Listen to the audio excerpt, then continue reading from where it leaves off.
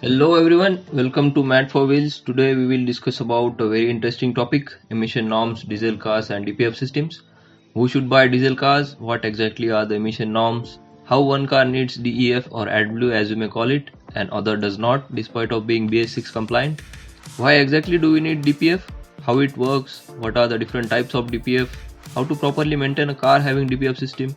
All of this will be answered in this video, so make sure you watch the full video. Please like, share and subscribe to the channel if you find this video useful. Let's start by understanding what is DPF. So a diesel particulate filter is a component in the exhaust system of diesel vehicles designed to remove particulate matter or soot from the exhaust gases. It traps these particles which are harmful when inhaled and then periodically cleans itself through a process called regeneration. So what is particulate matter and soot? Both soot and particulate matter are considered pollutants. Soot is a specific type of particulate matter, specifically fine particulate matter. Particulate matter itself is a broad term for a mixture of solid and liquid particles suspended in the air, and soot is a common term for the black particles produced by incomplete combustion.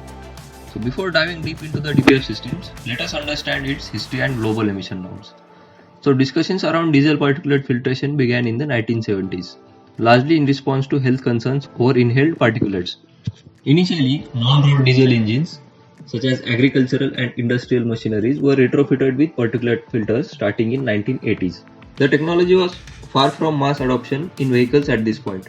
The first known diesel passenger car fitted with a DPF was the Mercedes-Benz S-Class, introduced specifically for the US market in 1985.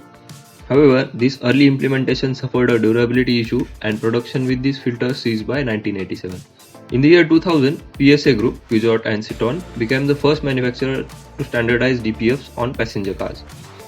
They introduced filters with additive assisted regeneration systems, allowing soot to combust at lower temperatures and improving reliability. Although some early adopters used DPFs voluntarily, a regulatory turning point came with Euro 5 standards in Europe in year 2009. That significantly tightened particulate emissions limits, up to 80% reduction versus Euro 4, making DPFs virtually mandatory for new diesel vehicles. By 2011, nearly all new diesel passenger cars in Europe were equipped with DPFs. As you can see in the picture, the Euro 1 standard was effective from 1992, then came the Euro 2 standard in 96, Euro 3 in 2000, Euro 4 in 2005 and Euro 5 in 2008. So you can see the particulate matter limit on the y-axis and the NOx limits on the x-axis. So in the US, heavy-duty diesel trucks started including DPFs as early as 2007 under EPA rules. Following that, diesel passenger cars phased in DPFs in response to Tier 2 standards becoming common by around 2009. Japan, Australia and other regions followed with the similar regulatory timelines. So DPFs were introduced in India with the implementation of Bharat Stage 6 emission standards, which came into effect in April 2020. These standards mandated a significant reduction in particulate matter emissions, requiring the use of DPFs in diesel vehicles to meet new regulations. So BS6 is a major step up from BS4. The diesel NOx limits dropped from 0.25 grams per kilometer to 0.08 grams per kilometer. That's approximately 68% reduction. And diesel particulate limit dropped from 0.025 grams per kilometer to 0.0045 grams per kilometer. That's an astonishing 82% reduction. So petrol direct injection engines now have particulate limits for the first time. CO limits remain unchanged for both petrol and diesel. That is 1 gram per kilometer for petrol and 0.5 gram per kilometer for diesel. So what are the BS6 phase 2 norms? So in India, the Bharat Stage 6 phase 2 emission norms became effective from April 1, 2023. This phase introduced stricter emission standards compared to the initial BS6 norms. Let's catch up a quick summary of BS6 phase 2 norms.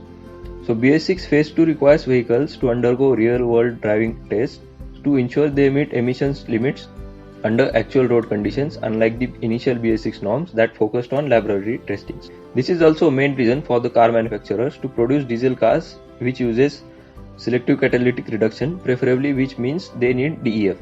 Using this method helps reduce NOx emissions significantly. We will get to know about this in more detail while discussing the DPF working.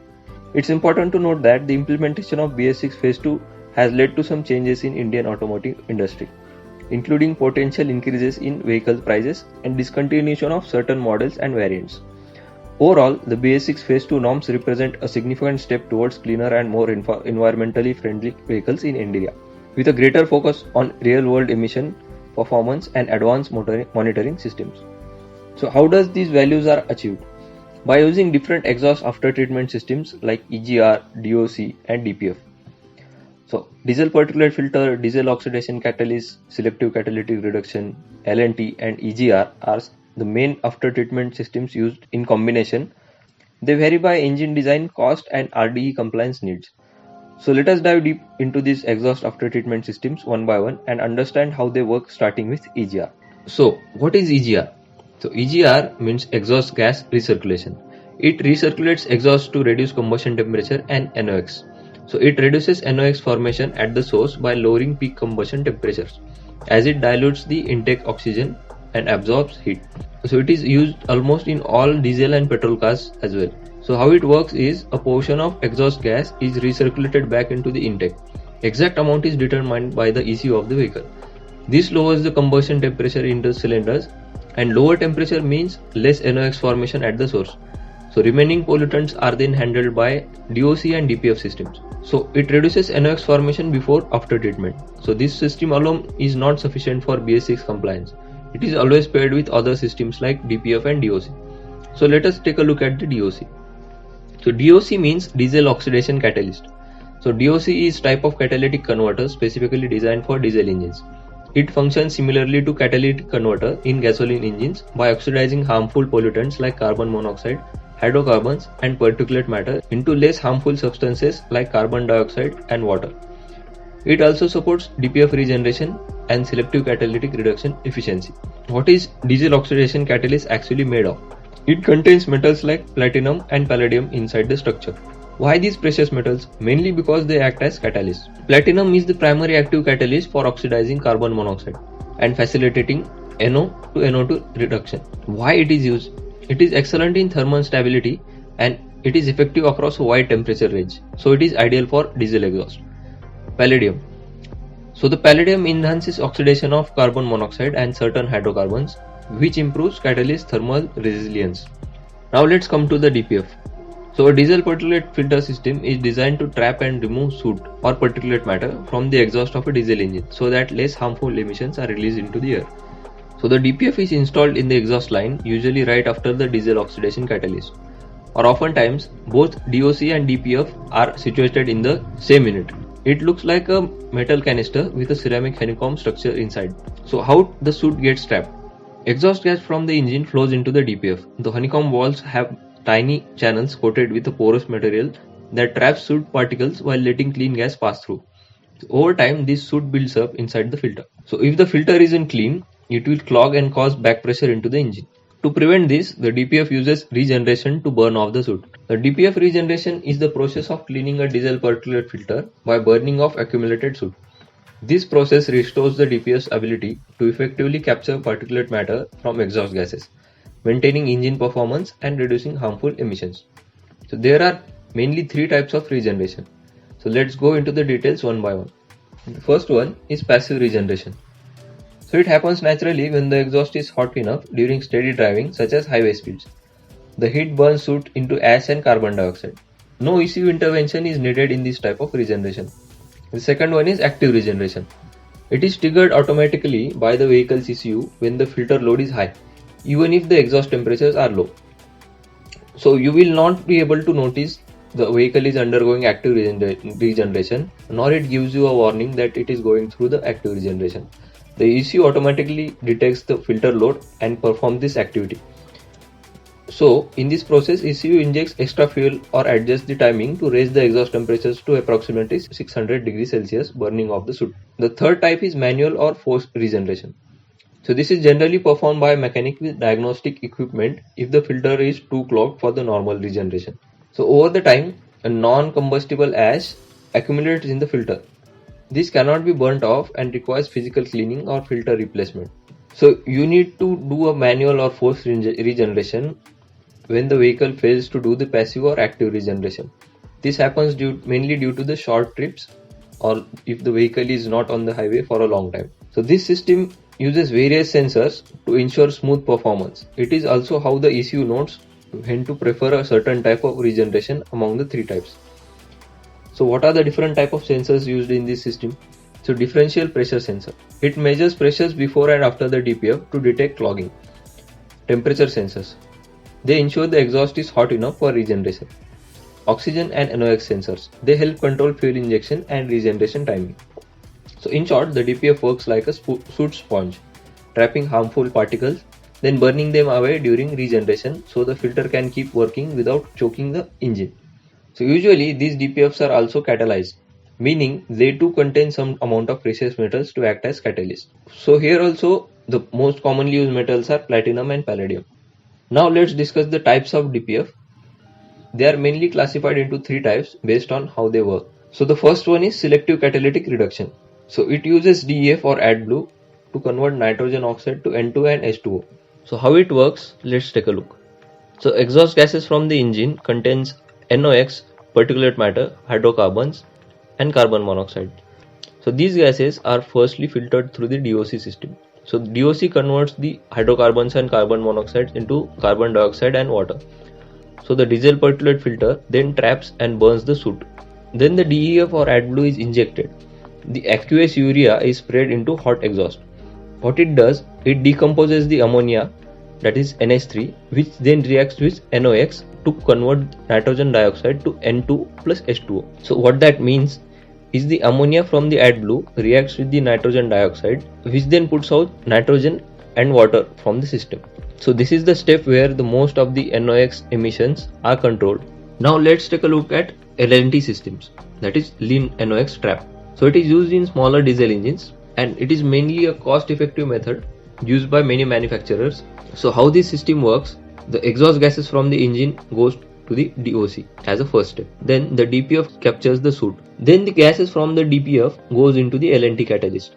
It absorbs NOx under lean conditions, meaning oxygen rich conditions. Whenever the engine runs lean, it will absorb the NOx. So periodically engine runs rich and then the stored NOx is released and reduced into N2 plus CO2, that is nitrogen and carbon dioxide. So this system does not need AdBlue and it is very compact, but it is less effective for big engines. And another point is it needs extra fuel for regeneration. Let's come to the passive SCR system, that is passive selective catalytic reduction. It is used in small diesel engines. So the process is kind of similar. The first step is DOC, second step is DPF. You do not need to add AdBlue or DEF in this system. Instead, it uses ammonia generated as a byproduct in the diesel oxidation catalyst or DPF. So this ammonia reacts with NOx in a special catalyst, which then puts out the NOx emissions, converting NOx into nitrogen and water. The first advantage is no AdBlue is required, but it works only in limited temperature range and it is less flexible. So let's take a quick recap of the things and let's look at some challenges. So a DPF traps soots and must periodically regenerate, either passively or actively, that is without the ECU intervention or with the ECU intervention. If regenerations don't happen or don't finish, soot builds up, back pressure rises, warning lights appear and the car can go into reduced power, that is limp mode, or on some models even refuse to start until it's fixed. So what causes the DPF system to malfunction and what are the other challenges? Let's take a look. If your vehicle is showing any type of warning light in dashboard such as check engine light, ABS light, etc., ECU will not perform the regeneration. So it is mandatory condition for the ECU to check for any fault codes prior to performing the regeneration. If it detects one, the regeneration won't happen. So please don't underestimate warning lights in the dashboard. Your vehicle may run with them, but driving for extended periods of time and ignoring these lights will eventually lead to a huge financial penalty. So let's take a look at the challenges one by one. The short trips and low exhaust temperatures. Lots of urban stop-start driving or repeatedly shutting the engine off mid-regeneration prevents complete regenerations. So soot accumulates and DPF light stays on. If left unresolved, the car may enter limp mode and require a forced regeneration. Active regeneration side effects. During active regeneration, owners often notice a higher idle, cooling fans kicking in, a hot, acrid exhaust smell, and a small drop in fuel economy. These are normal symptoms of the process. Driving conditions that block or delay regeneration. Very low speed use, frequent key off cycles, or low fuel level can prevent active regeneration from starting or finishing, keeping the DPF clogged. Oil dilution risk. So on engines that use late post injection to hit the DPF, that is running the rich mixture, Small amounts of diesel can wash past the piston rings into the oil sump if regeneration are interrupted repeatedly, thinning the oil over time, and you may need to change the oil more often and more soon. Ash accumulation over the long term. Even when the soot burns off, non-combustible ash may build up in the DPF. Eventually, the filter may need professional cleaning or replacement to restore the capacity. Using wrong engine oil. Using oils that aren't DPF compatible increases ash formation and can shorten the DPF life. Manufacturers specify which type of oil to be used for the DPF systems, and you should always use the manufacturer recommended oil. Failed differential pressure or other emission sensors can inhibit or misengage regeneration and will usually light the MIL. The underlying fault must be fixed or the DPF will load up again. If you ignore warnings and keep doing short trips, you may need a dealer forced regeneration or worst case a new DPF. Both can be expensive compared with routine maintenance. So let's take a look at what actually helps. Give your car a proper run. When the DPF light first appears, a steady speed drive, that is between 60 to 70 km per hour for 30 to 40 minutes, often lets the car finish a regeneration and clear the warning. Don't keep doing short trips with the light on. Don't run on very low fuel. Many cars inhibit regeneration below quarter of the time. Treat warning lights early. If a regeneration won't complete, get a scan for store faults.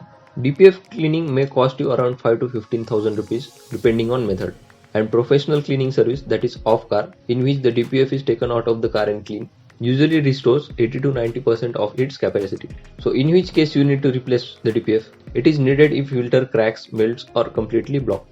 DPF replacement may cost anywhere between 40 to 70,000 rupees for small cars, and for mid-size SUVs it may cost you around 80 to 1 lakh rupees, and for the premium cars the cost can go up to 2 to 4 lakh rupees. So let's take a look at indirect costs. The first one is fuel penalty. Frequent regeneration burns extra diesel and slight mileage drop if mostly city driving is done. Second one is engine oil dilution. If active regeneration is frequent, onboard fuel may contaminate engine oil, that is shorter oil change intervals.